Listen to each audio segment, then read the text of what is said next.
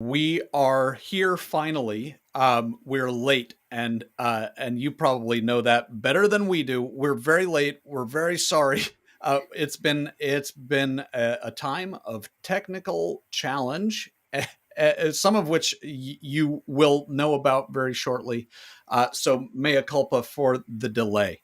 I'm very excited to be here with Kimberly Wilson to talk to you about 8 ways that you need to upgrade your thinking about recruiting. So again, this is a time we've heard it called the Great Resignation. You've heard it called the Great Reshuffle. Regardless of what you call it, this is a time when there are lots of open seats in lots of companies, and people are working hard to fill them and finding it very difficult.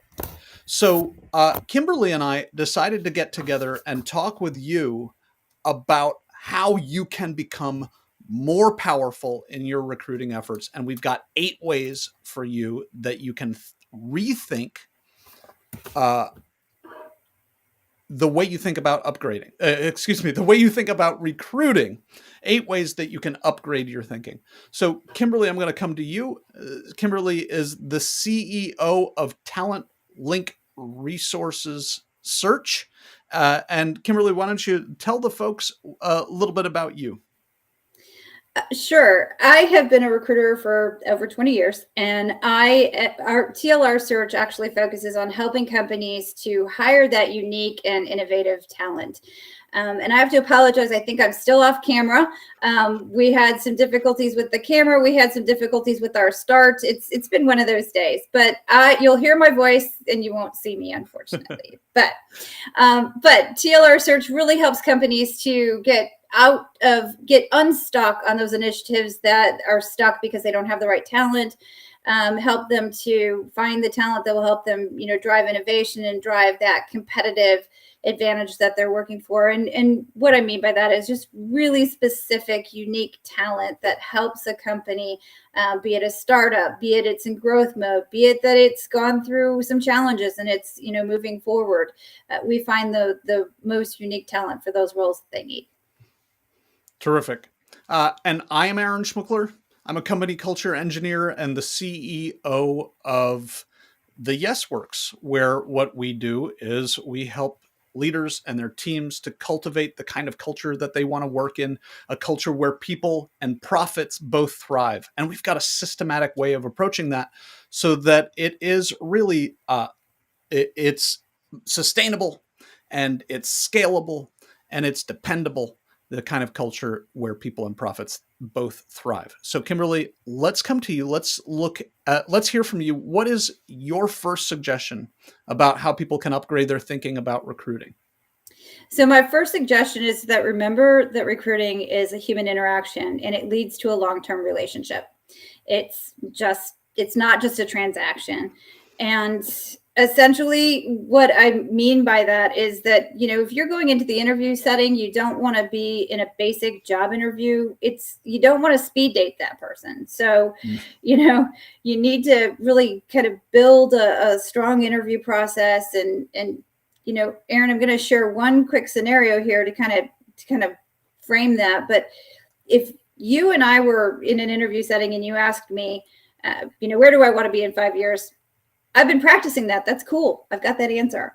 If you ask me my strengths and weaknesses, I have that too. So really, if you think about that, what's happening is you're not going ahead and getting much insight into me. You're asking things on a very surface level and vice versa. I'm also not getting much about you. I'm not understanding who you are as an employer and who you are as to me committing to a relationship with you. Mm. One of the things that comes up for me as you're talking about recruiting as a human relationship is that on the recruiter's end, sometimes it's not a human relationship for a while, right? There's an ad that you post, and then all of these resumes come in, and it's very easy to kind of dehumanize this part of the process. For the folks, however, who are reading your ad, it's a human experience. and then they send you their applications. They put a lot of work into crafting their resume and crafting their cover letter for you. It's a human experience, and they're reaching out, and then they're waiting. There's something very individual and human happening on the candidate end. Yeah. And then Yeah. because it's kind of inhuman at this particular part of the scenario for the organization, there's a tendency to ignore. Maybe if you get 100 resumes, of course you're not going to interview 100 people, and so there's a tendency for weeks and weeks and weeks potentially, and sometimes even forever, to ignore all those applications and not respond. Meanwhile, those 100 people are building their relationship with your company. And maybe you don't want to hire them now. You may want to hire them later. So those folks who send you applications, who put their heart and soul into that, those are people who are going to need to hear from you if you want to maintain a reputation for being an employer of choice. Yeah, most definitely. And I know, Aaron, so as a recruiter and an external recruiter supporting clients, that's the big piece for us. We're making sure that the communication and dialogue is constantly happening. It is a relationship. And it is, somebody deciding that they want to take the time and they want to be involved in looking at a new role. The big thing is that if you don't communicate with people, people don't want to communicate with you in the future anyway. Yeah. And that's why a lot of people do hire us to have that person who's constantly in communication with that candidate, who's engaging, mapping the market, talking to the right talent. And then if somebody's not the right talent, we're letting them know you're not a fit for this particular role. We'll maybe we can talk to you about something in the future. But in that, on that basis, it's really important that people are interacted with. And I'm going to go one step further and talk about even in the interview process. When you interview someone, it's important that you're spending time with them and let them walk around the office. I mean, let them be human, let them show themselves, introduce them to people, see if they have see how they interact with other people, or if they're client facing, have them do a presentation, have them be in front of a group of people and see how they interact and how you interact with them, and do a question and answer session at the end. Those are all human interactions that do lead to, now you've invested time, both of you, and Yep. It leads to when that person gets the job offer, it leads to a long-term relationship. The further along people get into the process, the more invested they are as well. And so the more important it is to maintain this effective communication that Kimberly, you and I are talking about. People sometimes get pretty far into the process and then the company ghosts them. What a devastating experience that is for people. Yeah. And what an absolutely certain way of ensuring that person isn't going to work for you, isn't going to be saying nice things about you on social media or to their friends whom you may want to hire in the future. This is not a moment to cut bait. It's a moment to thank people for their investment and let them know that you're going another way. Yeah. And like I said, remember, it's a human interaction that leads to a long-term relationship. If you just think about that one piece, then whenever you go to do something, you realize this is a relationship. I can't treat this relationship poorly. Thank you, Ellie, for your comment that we should be pitching this process to universities. I know education needs us. And so if you're in education and you're watching, reach out. We have a question from Monica. This makes so much sense. She says, what questions would you suggest to get away from those formulaic, superficial questions? And I have a suspicion that we're going to get into that. So, Monica, stand by. My first suggestion for you folks about how to rethink recruiting, how to upgrade your thinking, is you may be thinking about recruiting as primarily an HR function. And for those who do it very powerfully, recruiting is not primarily an HR function. It's primarily a function of the team leader. The team leader is the one who's going to be working with whoever it is that gets hired. The team leader is going to be the one who has the greatest leverage to attract potential applicants. So, of course, HR will be there to support. HR may be pouring fuel on the fire. HR is going to be a key player, and primarily it's a team leader function for those who do this most powerfully. Absolutely agreed. The HR is the overarching strategist, and the hiring manager is the person who really does need to communicate.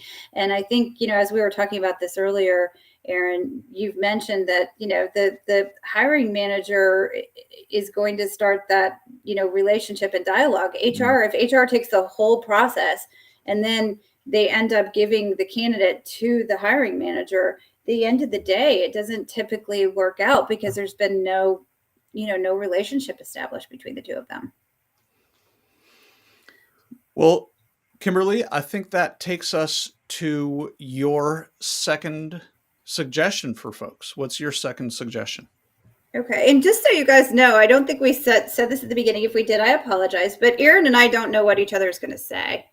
So we're dialoguing. We're along for the ride with you. Yeah. So the second one is on the basis of relationships as well. And it's understanding the needs, wants, and expectations of people when you're going through the interview process. It's also consistently doing that after too. But really, if you understand the needs, wants, and expectations up front, you're assured that you are going to go ahead and have someone in the role that knows what's expected of them and vice versa. So, you think hiring managers do this after 20 years of being an external recruiter. They don't think about that. And yeah. I'm not saying that everybody's that way, but they're more focused on trying to get someone into the role and, what are the skills? But what I also want to say is if you are a hiring manager, it's important to also not have a preconceived idea of what someone should be saying to you when you ask about their needs, their wants, and expectations, because really you want people to come with their authentic self.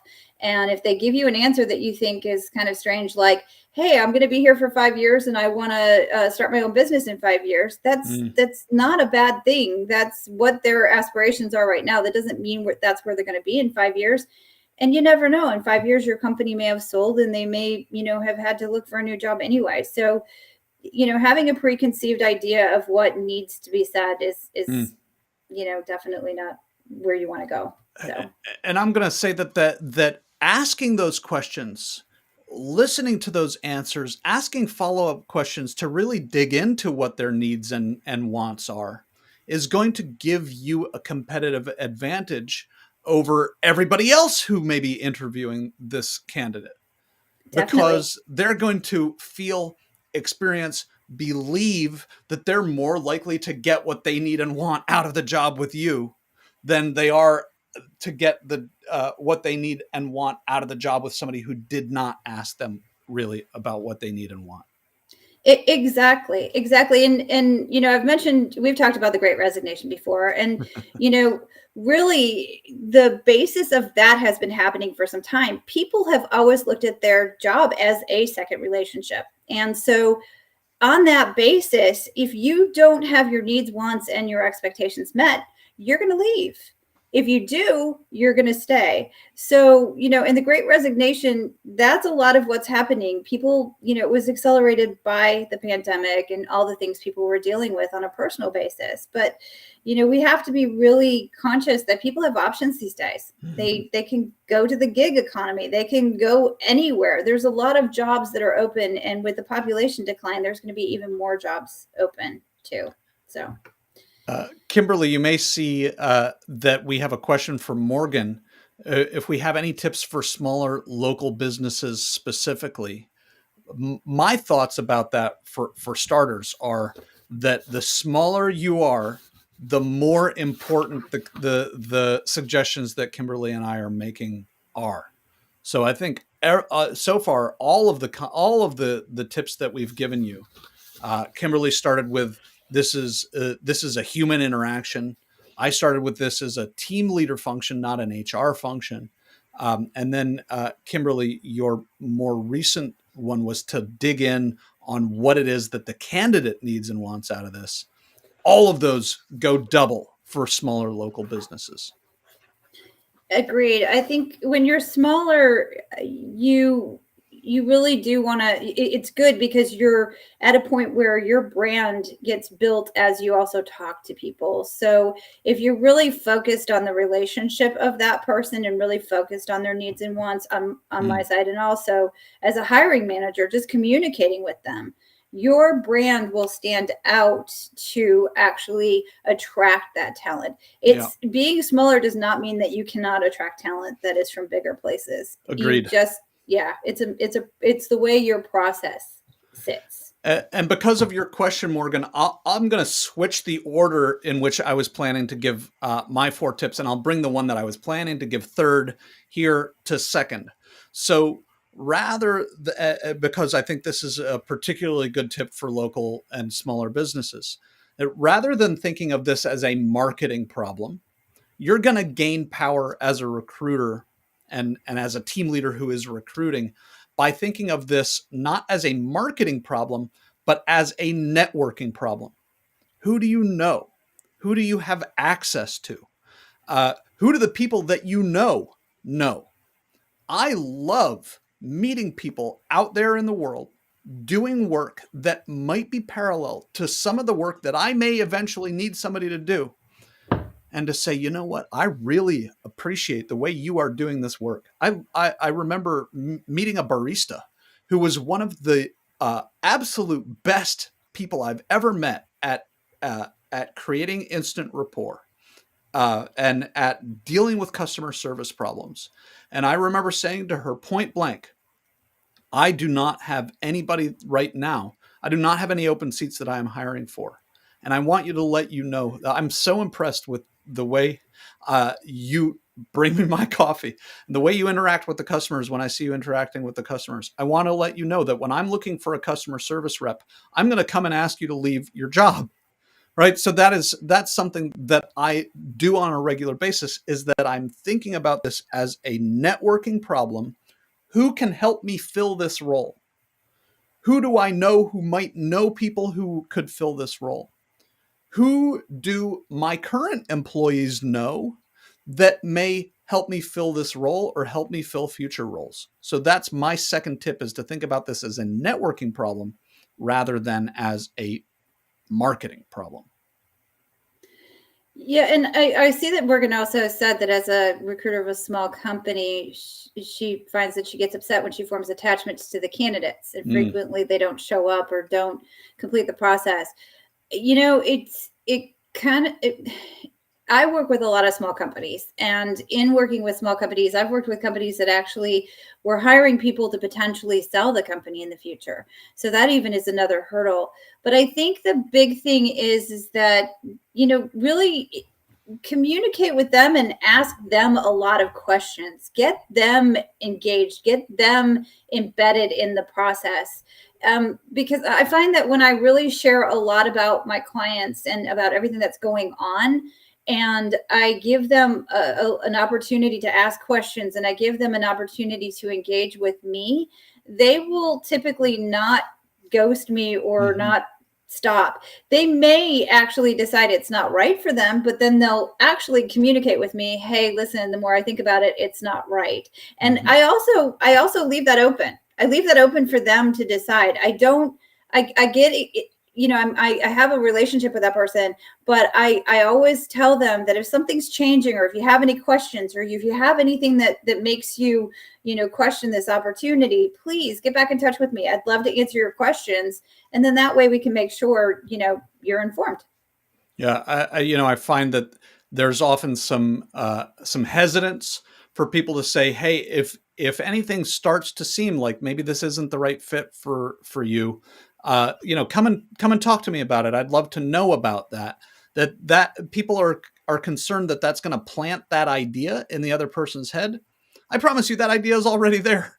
So don't worry about planting that idea. Instead, it makes you seem incredibly approachable, and it it puts you on the same side. You're trying to find the right fit, rather than, being in almost an adversarial kind of role.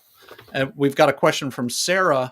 I'm brand new to recruiting and I'm working in an in-house recruiter for a mid-sized tech company, 2 months on the job, some long time open positions, and she's afraid of scaring away potential candidates. Any advice?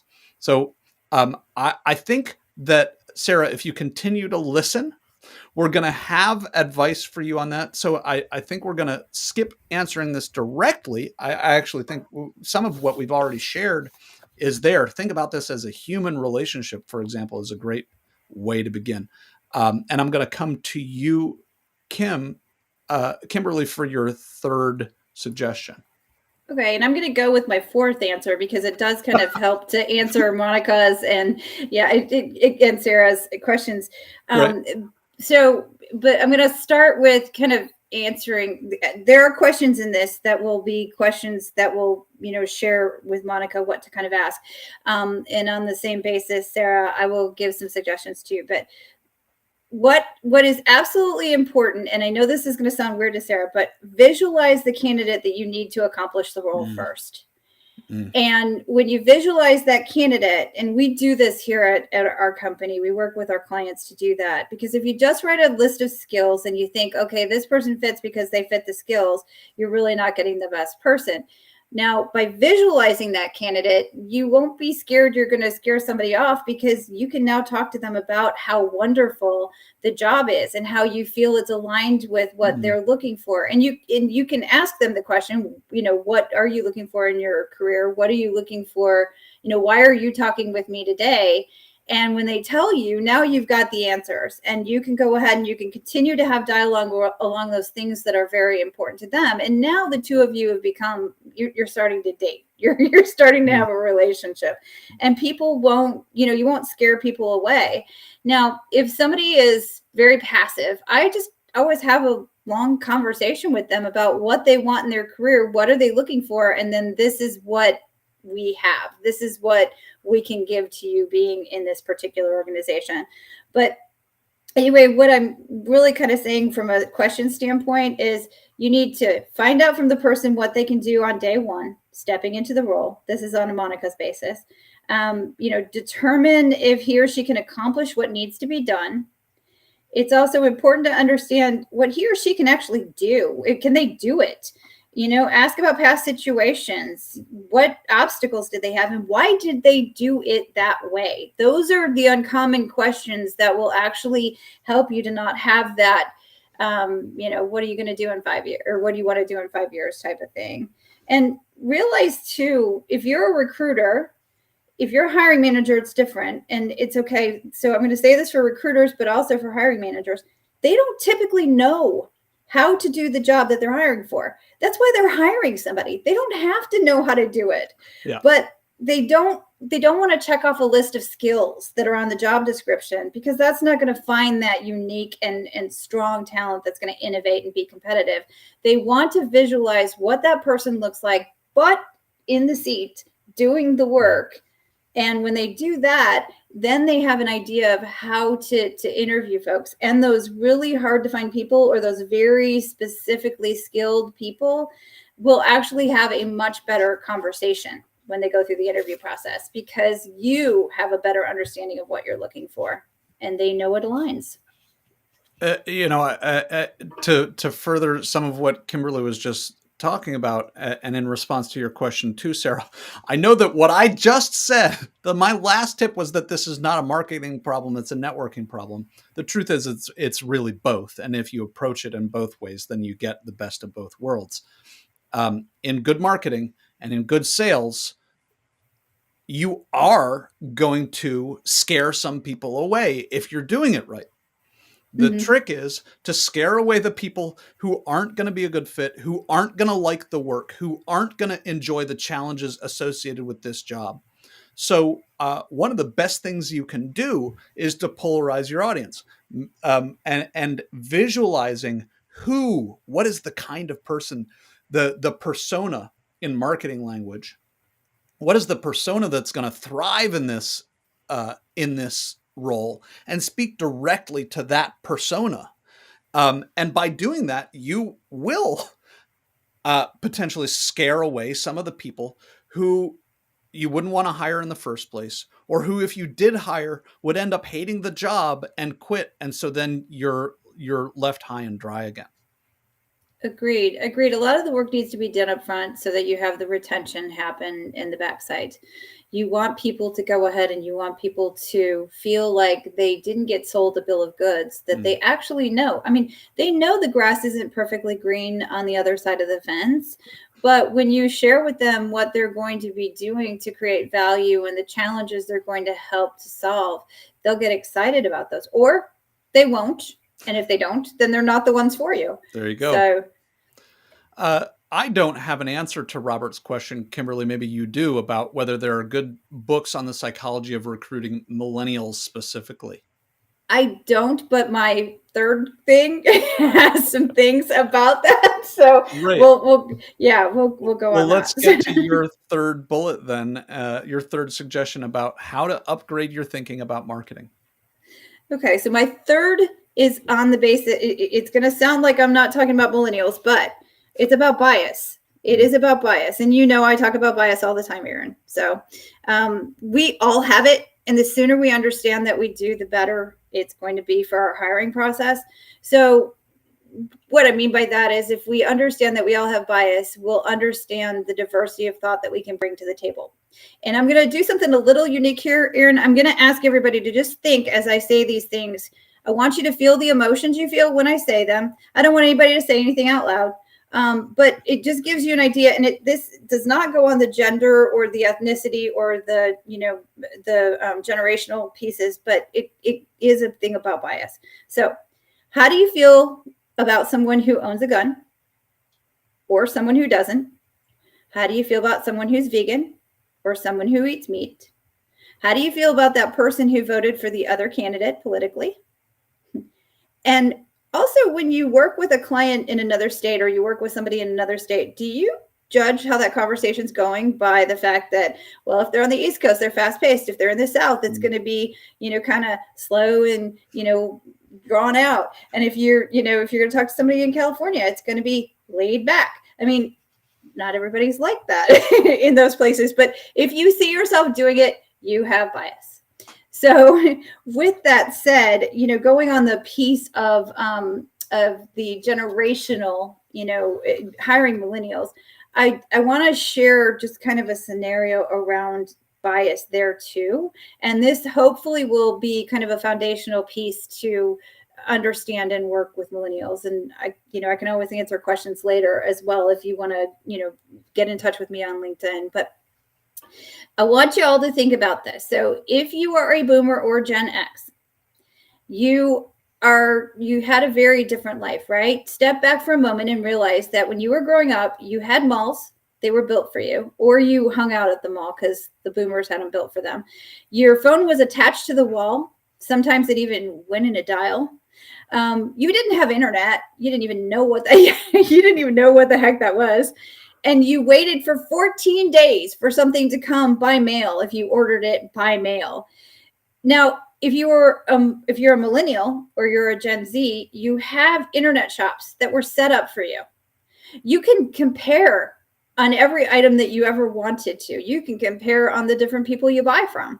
You have only carried your phone with you, and it's pretty much your laptop in your hand. You have never seen a day without the internet, and you can buy a book, music, or an item and have it quicker than ever. Like, I can order something this morning and it could be here this afternoon if I want to do Amazon Prime $2.99.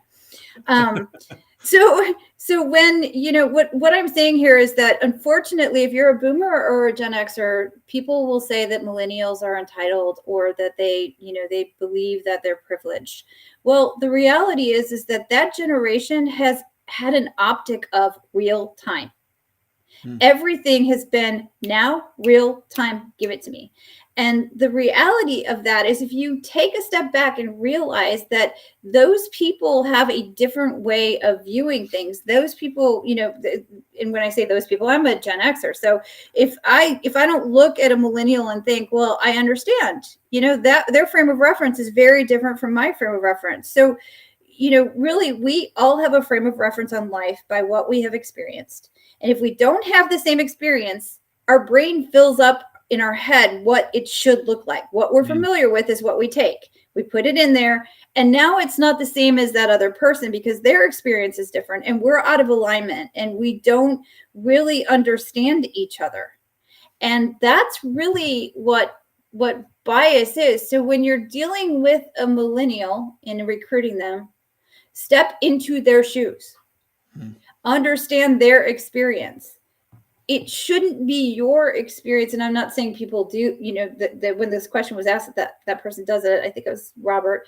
But the reality is, if you step in their shoes and you understand kind of what they're going through, then you can actually even tease out questions. You can ask them questions around some of the things that, you see them kind of bobbling on, or you see that maybe they don't know where you're going with this job, or maybe, I don't know, it just any number of things.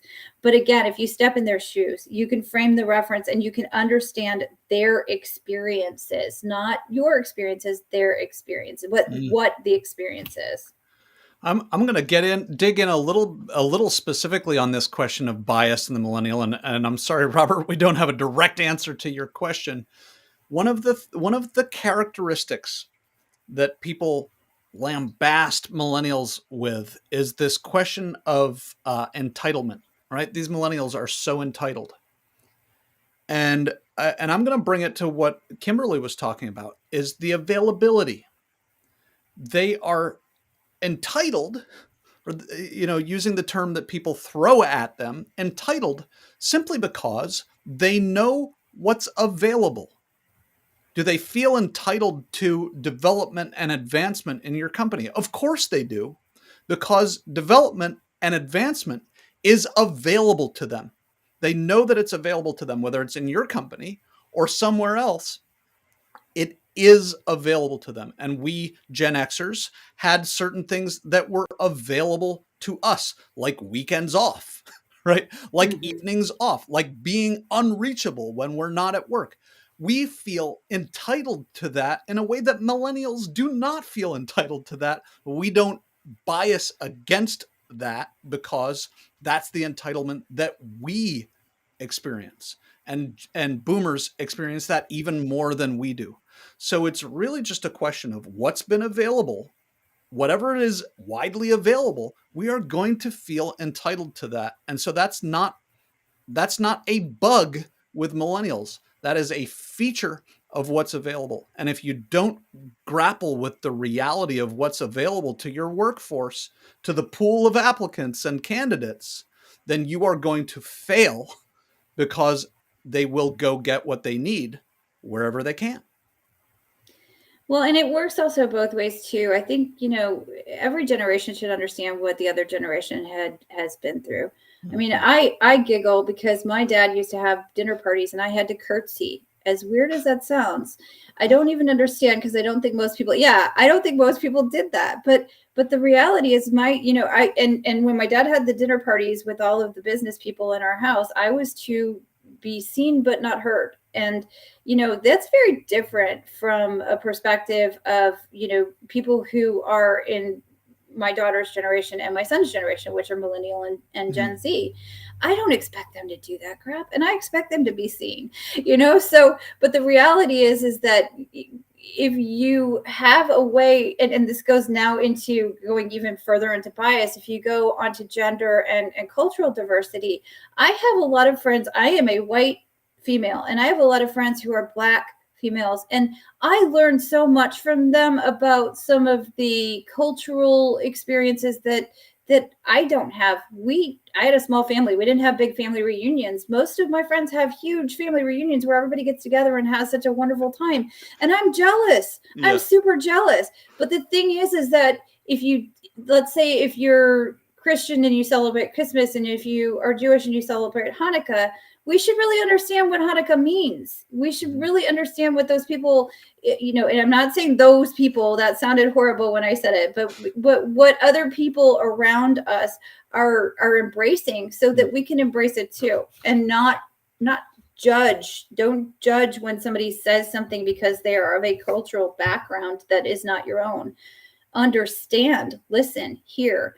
And I know I'm going beyond the interview and hiring piece, but Yeah. that's just critical. Absolutely. And Robert, I applaud your desire to hire millennials specifically for their perspective. You've probably heard it before that it's that diversity is a superpower for a team. The more diverse and inclusive a team, the more effective that team. So that'll take me, Kimberly, and all y'all who are watching and listening, to my third suggestion. My third suggestion is that in order to upgrade your thinking about recruiting, don't think about recruiting as a when you need it kind of operation, right? This is not like filling up the tank, your gas tank in your car. That's something I only do when I need to, right? As the gas tank drops, I go and I fill it up. When my gas tank is full, I do not pull into the gas station. Recruiting, on the other hand, is something you need to be doing all the time. I love the expression, dig the well before you're thirsty. So this ties into what I was saying about this being a networking problem. Be on the lookout for people that you would love to work with, people who have skills and people who have attitudes of the kind that you want to have on your team, and get to know them and keep in touch and let them know that you'd be interested in working with them if the opportunity ever comes up. So once again, the shift in thinking that I'm suggesting is to go from thinking about this as something to do when you need to fill an empty seat to something that you are doing on a consistent basis to fill up a bench of potentials that you can then reach out to when you have an empty seat. You're singing my praises, Aaron. It's just, it is critical, and it's good to establish relationships with people where you let them know, this, we really like what we hear here. Or, you may meet someone and have a coffee with them because somebody says they might be good for your company. Well, keep that relationship strong, keep in touch with them, because you never know when there's going to be something. And I get contacted all the time. I get people who will say, I'm looking for something new, and I don't have anything sometimes. We're retained, so we don't have this plethora of jobs, but it's I've established these relationships for a long time where if something does come up, then I'm able to share it with them. But I also let them know, you're on my mind. The minute I have something, you're on my mind. And when you are a company and you are trying to fill you're going to be filling roles in the future, build your pipeline and keep those people strong. I mean, if you're having a charity event, invite those people to the charity event. If you're having, if it's something where you guys are running at a marathon, let them know we'd love you to be there, to be team XYZ. Those people will show up, and then they'll get to know your people even better, and they will take a job from you in the future for sure. There is sometimes it's appropriate even to fill a job with a person, fill a job that doesn't exist. I interviewed 2 people yesterday for a job at my company, one of which seems like very likely a very good fit, scheduling her for a second interview. And one of them seemed like a terrible fit, potentially a really not good fit for this job. And I am strongly considering hiring that person anyway and creating a job for them, because they've got skills that I would love to have in my company.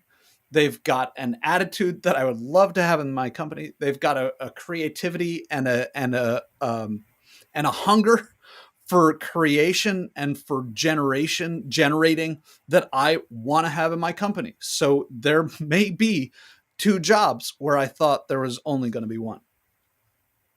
Yeah, when you find somebody that is going to be a good fit culturally and actually is going to bring, and again, you probably in your mind realize, well, that role I'm going to hire that person for that doesn't quite fit this role is probably 6 months out. But why should I wait 6 months for that person. It's the same thing as if you get a job offer. The job is here now, and if you choose to not take it, which I've had people who have said, "Oh, it'd be better in October," and I know it's July. It's like, okay, the job is here now. That's It's right. not going to be here in October, so it's the same thing with people. It's definitely the same thing with people. All right, Kimberly, before we hear from you about your fourth suggestion, I'd love to give you an opportunity to tell the folks who are watching and listening how and why they might get a hold of you. Okay, and I think I've gone through all my suggestions. I think we skipped you in one of them, so I'm going to tell who. Yeah, I'm going to tell them all who I am, and then you can go ahead and talk. All right. So, the way you can get a hold of me, our website is talentlinkresources.com, and of course, my LinkedIn profile is a very easy way to get. But really help companies, and it's typically small to medium-sized companies. Uh-oh, we lost your audio, Kimberly. I don't know if you can hear me.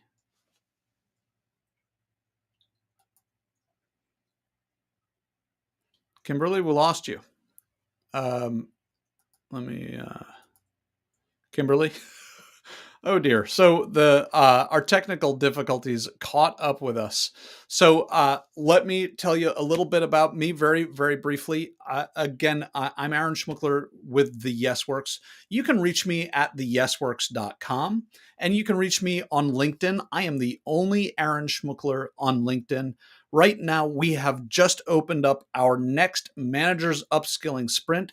It's an 8-week program that meets briefly once a week for just a couple of hours to give people a systematic way of managing people that is humane, that it's really for managers with heart who want to drive strong performance. And now I've lost Kimberly entirely. I know she had a storm brewing that caused us, among other things, to start late today. So I'm sorry to have lost Kimberly. We may get her back before we're quite done. And I have my fourth suggestion for you. And Kimberly is back. Kimberly, can we hear you? I hope so. Hey! Hey, You're back. Go for your fourth suggestion, and then we'll talk about me. If I drop off at the end, it was weird. All of a sudden, there was an internet connection unstable, dropped me off, and then I got back on. So. Gotcha. Well, here we are. So, and I took advantage of the time you were gone to let people know how to reach me and talk about our Managers Upskilling Sprint that's coming up once again in September. So, my fourth and my final suggestion about how to rethink recruiting. I hear so very often, and it I think comes back to was it Morgan who was asking about how to recruit for a local company, for a small company. I hear from people about how I can't compete with the salary that an Amazon can offer or that a Google can offer. And yes, of course, none of us can compete with the salaries that those behemoths can offer. And money, salary, is not nearly as powerful as you think it is. Salary, money, is a proxy in your candidates' minds for quality of life. And so there are so many factors that contribute to quality of life. And we spend so much of our time at work. We spend so much of our life on the job that there are so many things that you do have control over and that you can compete on that are going to address quality of life. So if you feel like you can't compete on salary, then look at, speak about, market, publicize all of the ways in which quality of life is something that you can help your candidates enhance. That's my fourth suggestion.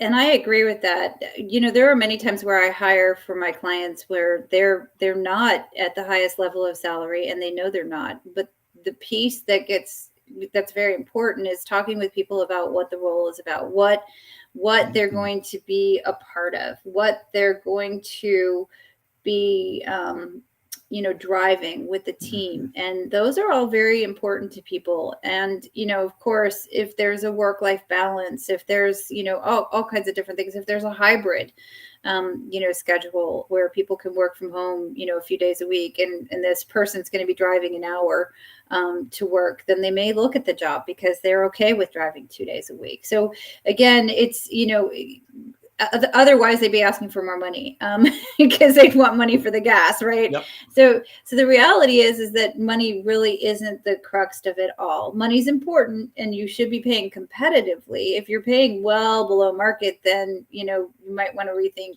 what kind of person would take the role. But if you're paying within market but you're at the lower end of it, there are definitely ways to engage the right person who is not going to be all about making buku bucks, if you will. Yep. There are lots of people out there who have quit higher paying jobs in order to go take lower paying jobs. I'm one of them, because it enhanced their quality of life to make that change. Yeah, definitely. I mean, I had an engineer once who he was making a lot of money, but he was also going to work at 5 o'clock in the morning, and he was getting home at like 7:30 at night. And by that time, his 2-year-old son was in bed, and he wasn't seeing his son. Yep. So, it was hard for him to leave. And he really did leave that much money. He left like 20 grand, I think. But, at the end of the day, it is hard, because it's like, okay, that's a part of all this. But when you're going to go to work and be at work from 8:30 until 5 and be home and have fun with your son, I think that 20 grand is priceless, Yep. So, but so do you want me to talk about who I am? Why don't you tell people how and why to reach you? Okay, so how, as I said, was www.talentlinkresources.com. I can be reached on LinkedIn as well. And, why to reach out to us? We are recruiters that focus on those really hard to fill positions. So what I mean by that is, if it's a position that you can post, like Aaron spoke about earlier, then it's not a position that we're probably the ones that you want. Now, if you post it and no one comes to it, then you're probably the ones that we want. But we find people who are very unique, who may actually have worn one or two or three hats before, that combine and create a kind of a resume that's kind of a thumbprint, not like anyone else. And what we do is we map the market, we talk to the market, we find the best candidates, and we find a diverse slate of candidates as well. I'm a woman, obviously, and I own TLR Search, so we're a woman-owned business, but we're all about diversity. We're all about making sure that there is diversity of thought that comes to the table, and we make the hiring manager's life a lot easier. We take all of the actual pieces of the recruitment process, off their plate by talking to the market, finding the right people, and then essentially they're presented fully vetted candidates that definitely fit the role, and then they interview and make a decision as to who they want. So that is how and why to is. Kimberly, I'm grateful that you spent this time with me, giving people 8 ways to upgrade their thinking about recruiting. Even if we only got to hear from you and didn't get to see you, folks at home, I'm grateful to you as well for coming to hang out with us while we talk about this, and for your questions and your engaging with what I think is, especially right now, an incredibly important topic. So thank you, Kimberly. Thank you, folks. See you next time.